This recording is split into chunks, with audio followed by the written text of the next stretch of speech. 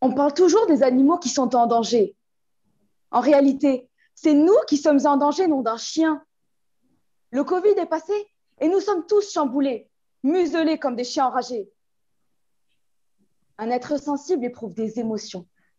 Un être sensible aime. Pleure, crie, souffre. Il est tout simplement vivant. Faire souffrir autrui est puni par la loi. Cela vaut aussi pour les animaux. Et depuis 2015, ils ne sont plus des biens meubles, mais des êtres dotés de sensibilité. Ainsi, depuis 2015, imagineriez-vous votre enfant en cage, tel un fauve prisonnier? Imagineriez-vous un monde où, comme dans la planète des singes, la situation de domination s'inverserait? Les hommes sont parfois cruels. Pour preuve, la triste histoire du chat Oscar, violemment jeté contre un mur. Il s'en sortit avec de multiples fractures. Pour seule défense, son maître déclara: « Je regrette, je ne sais pas ce qui m'a pris, je ne l'ai lancé que 2 fois. » En 2020, le scandale Hermès a éclaté. Cette griffe prestigieuse a prévu de rouvrir un élevage de 50 000 crocodiles afin de fabriquer des accessoires. Ceux qui achètent ces produits sont peut-être les mêmes qui défendent la cause animale. Passons.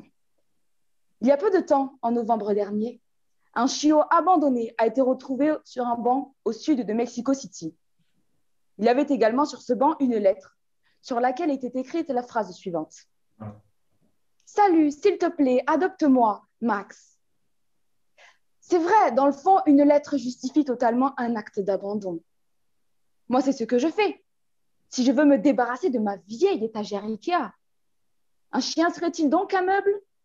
Comment s'étonner encore d'un tel manque de respect envers un animal de compagnie, dont on dit communément qu'il fait partie de la famille, quand on voit ce que l'homme fait de son environnement? Ouvrons nos fenêtres et observons comment l'activité humaine a dégradé ce que la vie nous a offert. Vous vous souvenez quand vous étiez petit, que vous vous réveillez le matin avec le chant des oiseaux en été?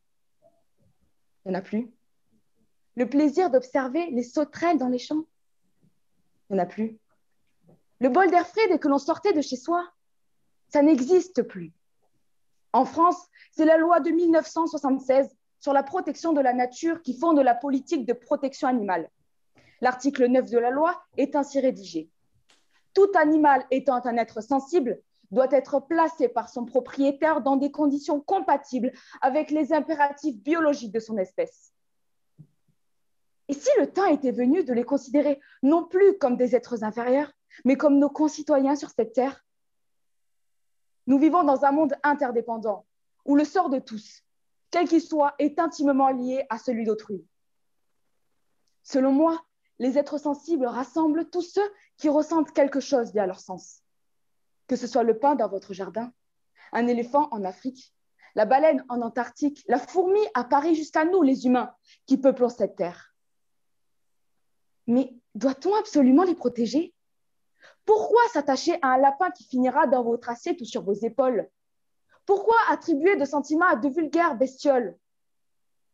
Je le concède, nous ne pouvons pas protéger un lapin de la faim d'un renard. Il faut cependant mettre fin à la tuerie de 60 milliards d'animaux terrestres par an et de 1000 milliards d'animaux marins pour la consommation humaine. En plus de la surconsommation alimentaire, il faut intervenir sur l'instrumentalisation pour des raisons purement vénales, qu'il s'agisse de trafic, de braconnage, de vivisection ou de divertissement. Nous disposons d'armes contre toutes les attaques. Les animaux, eux, ne peuvent pas se sauver.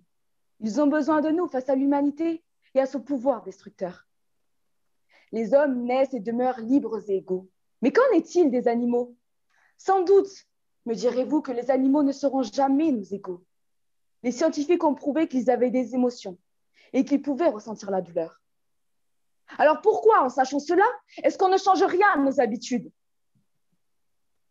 Comme disait Lamartine, on n'a pas deux cœurs, l'un pour l'homme, l'autre pour l'animal.